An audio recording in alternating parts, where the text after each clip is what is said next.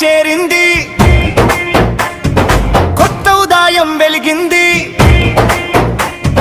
తెలుగు నేల గుండెలో ఉగాది పండుగ పూసింది. మామిడి ఆకు తోరణాలు మన గడపపై ఊగుతున్నాయి.